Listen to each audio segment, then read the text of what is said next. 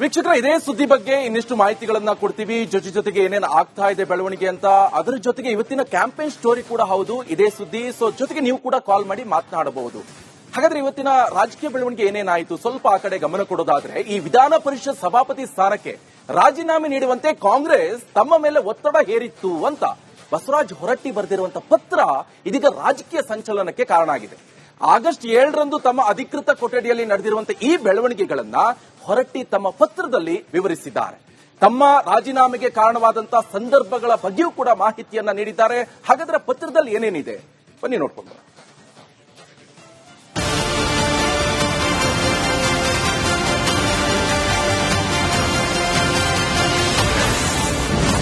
ರಾಜೀನಾಮೆ ನೀಡಲು ಹೊರಟ್ಟಿಗೆ ಸಿಎಂ ಒತ್ತಡ ಹಾಕಿದ್ರ. ಒತ್ತಡದಿಂದ ತನ್ನಿಚ್ಛೆಗೆ ಮೀರಿ ರಾಜೀನಾಮೆ ನೀಡಿದ್ರ ಹೊರಟ್ಟಿ. ಬಸವರಾಜ ಹೊರಟ್ಟಿ ಬರೆದ ಪತ್ರ ರಿಪಬ್ಲಿಕ್ ಕನ್ನಡಕ್ಕೆ ಲಭ್ಯ. ಬಸವರಾಜ ಹೊರಟ್ಟಿ ವಿಧಾನ ಪರಿಷತ್ ಸಭಾಪತಿ ಸ್ಥಾನಕ್ಕೆ ದಿಢೀರ್ ರಾಜೀನಾಮೆ ರಾಜಕೀಯ ಸ್ವರೂಪವನ್ನ ಪಡೆದುಕೊಂಡಿದೆ. ಒತ್ತಡ ಹೇರಿ ರಾಜೀನಾಮೆ ಪಡೆಯಲಾಗಿದೆ ಅಂತ ಬಿಜೆಪಿ ಆರೋಪಿಸಿದೆ. ಇದರ ಮಧ್ಯೆ ಇದೀಗ ಸ್ವತಃ ಬಸವರಾಜ ಹೊರಟ್ಟಿಯವರೇ ರಾಜ್ಯಪಾಲ ತಾವರ್ ಚಂದ್ ಗೆಹ್ಲೋಟ್ಗೆ ಬರೆದಿರುವಂತಹ ಪತ್ರ ಭಾರೀ ಸದ್ದು ಮಾಡುತ್ತಿದೆ.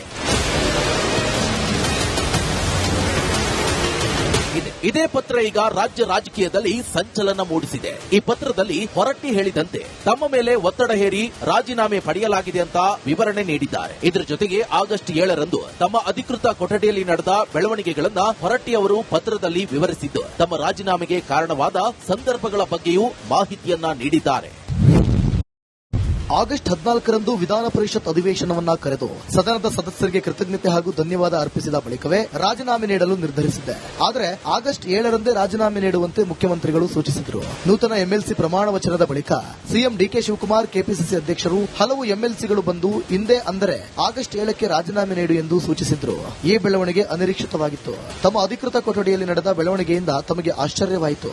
ಪರಿಸ್ಥಿತಿಯನ್ನು ತಿಳಿಗೊಳಿಸಲು ಸಿಎಂ ಮನವಿಯಂತೆ ರಾಜೀನಾಮೆ ನೀಡಿದ್ದೇನೆ. ಬಿಜೆಪಿಯಿಂದ ರಾಜ್ಯಪಾಲರಿಗೆ ದೂರು. ಇನ್ನೊಂದೆಡೆ ವಿಪಕ್ಷ ಬಿಜೆಪಿ ಹಾಗೂ ಜೆಡಿಎಸ್ ನಿಯೋಗ ರಾಜ್ಯಪಾಲರನ್ನ ಭೇಟಿ ಮಾಡಿದ್ದು, ಸಭಾಪತಿ ಸ್ಥಾನಕ್ಕೆ ಬಸವರಾಜ ಹೊರಟ್ಟಿ ಅವರಿಂದ ಬಲವಂತವಾಗಿ ರಾಜೀನಾಮೆ ಕೊಡಿಸಲಾಗಿದೆ. ಸದನ ನಡಾವಳಿ ಪ್ರಕಾರ ರಾಜೀನಾಮೆ ಸಲ್ಲಿಕೆ ಆಗಿಲ್ಲ. ಹೀಗಾಗಿ ಹೊರಟ್ಟಿ ರಾಜೀನಾಮೆಯನ್ನ ಅಂಗೀಕರಿಸಬಾರದು ಅಂತ ದೂರು ಸಲ್ಲಿಸಿದೆ. ಕಾಂಗ್ರೆಸ್ನ ಲೆಟರ್ನಲ್ಲಿ ಪ್ರಧಾನ ಕಾರ್ಯದರ್ಶಿಗಳಾಗಿರ್ತಕ್ಕಂಥ ವೇಣುಗೋಪಾಲ್ ರವರು ಎಐಸಿಸಿಯ ಅಧ್ಯಕ್ಷರ ಆದೇಶ ಆಗಿದೆ, ಇಂಥವರನ್ನ ನೇಮಕ ಮಾಡಿದ್ದೀವಿ ಅಂತೇಳಿ, ಸಭಾಪತಿಯವರ ಸ್ಥಾನ ಖಾಲಿ ಇಲ್ಲದೇ ಇದ್ರೂ ಕೂಡ ನೇಮಕ ಮಾಡಿದ್ದೇವೆ ಅಂತೇಳಿ ಕಮ್ಯುನಿಕೇಟ್ ಮಾಡಿರೋದನ್ನು ಕೂಡ ಅವರು ಗಮನಕ್ಕೆ ತಂದಿದ್ದೇವೆ. ಅದು ಕೂಡ ಕಾನೂನು ಬಾಹಿರ ಆಗಿದೆ.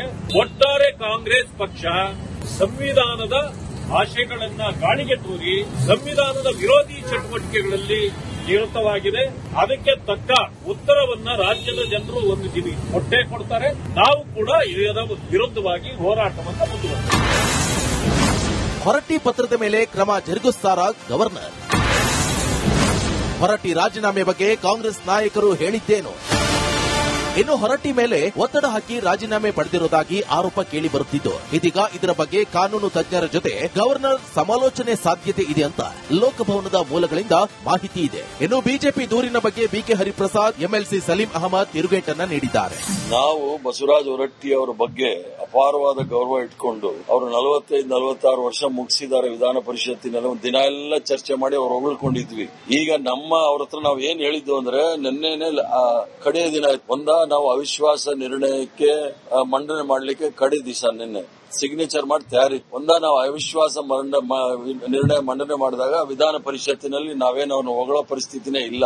ಅವ್ರು ಮಾಡಿರ್ತಕ್ಕಂಥ ಎಲ್ಲ ಬಿಜೆಪಿಯವರು ಮಾಡಿರ್ತಕ್ಕಂಥ ಎಲ್ಲ ಕುತಂತ್ರಗಳು ಕುಕೃತ್ಯಗಳು ಎಲ್ಲರೂ ಸಹ ಹೊರಗಡೆ ಆಗ್ತಾ ಇದ್ವಿ.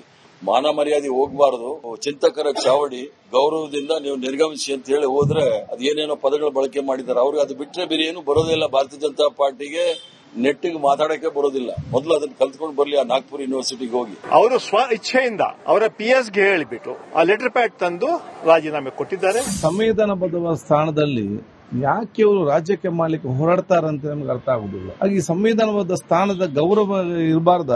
ಬಿಜೆಪಿ ಅವರಿಗೆ ಈ ಸಂವಿಧಾನಬದ್ಧ ಸ್ಥಾನದಲ್ಲಿ ಕೂಡ ರಾಜ್ಯಕ್ಕೆ ಮಾಡಿಕೊಂಡು ಅದಕ್ಕೆ ಗೌರವಕ್ಕೆ ಕಪ್ಪು ಚುಕ್ಕಿ ಯಾಕೆ ತರಬೇಕು? ಗವರ್ನರ್ಗೆ ಹೋಗಿ ಮನವಿ ಕೊಟ್ಟು ಅದರಲ್ಲಿ ಸ್ವೀಕರಿಸಬಾರದಂತ ಹೇಳಿಕೊಳ್ಳುವಂತ ಪರಿಸ್ಥಿತಿ ಏನಾಗಿದೆ?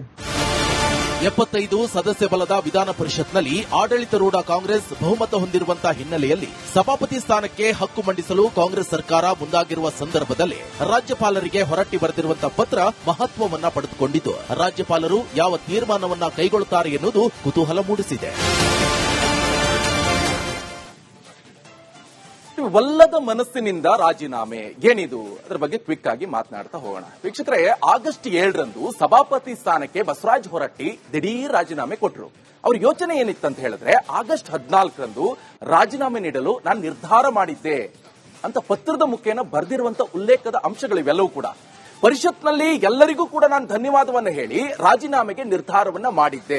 ಆ ನಿಟ್ಟಿನಲ್ಲಿ ಆಗಸ್ಟ್ 14ಕ್ಕೆ ರಾಜೀನಾಮೆ ಕೊಡಬೇಕಂತ ನಾನು ಅನ್ಕೊಂಡಿದ್ದೆ, ನಿರ್ಧಾರ ಮಾಡಿದ್ದೆ, ಯೋಚನೆ ಮಾಡಿದ್ದೆ ಅಂತ ಪತ್ರದಲ್ಲಿ ಉಲ್ಲೇಖ ಮಾಡಿದ್ದಾರೆ. ಆದ್ರೆ ಆಗಸ್ಟ್ 7ರಂದೇ ರಾಜೀನಾಮೆ ನೀಡಲು ಸಿಎಂ ಡಿಕೆ ಶಿವಕುಮಾರ್ ಹೇಳಿದ್ರು. ಇದು ಬಸವರಾಜ ಹೊರಟ್ಟಿ ಅವರ ಪತ್ರದಲ್ಲಿ ಉಲ್ಲೇಖ ಆಗಿರುವಂತಹ ಅಂಶಗಳು. ಸಿಎಂ ಡಿಕೆ ಶಿವಕುಮಾರ್ ಅವರ ಸೂಚನೆಯಂತೆ ನನಗೆ ಬಹಳ ಆಶ್ಚರ್ಯ ಆಯಿತು. ಬಸವರಾಜ ಹೊರಟ್ಟಿ ಅವರ ಪತ್ರದಲ್ಲಿರುವಂತದ್ದು ಇವೆಲ್ಲವೂ ಕೂಡ ಸಿಎಂ ಅವರ ಸೂಚನೆಯನ್ನ ಪಾಲನೆ ಮಾಡಲು ನಾನು ರಾಜೀನಾಮೆಯನ್ನ ನೀಡಿದೆ. ಆಗಸ್ಟ್ 7ರಂದು ನಡೆದಿರುವಂತಹ ಘಟನಾವಳಿ ಯಾವ ರೀತಿಯಾಗಿದೆ ಅಂತ ಪಿನ್ ಟು ಪಿನ್ ಪತ್ರದ ಮುಖೇನ ವಿವರಣೆಯನ್ನ ಕೊಟ್ಟಿದ್ದಾರೆ. ಹಾಗಾದ್ರೆ ಮುಂದಿನ ಸುದ್ದಿಯನ್ನ ನೋಡೋದಾದ್ರೆ,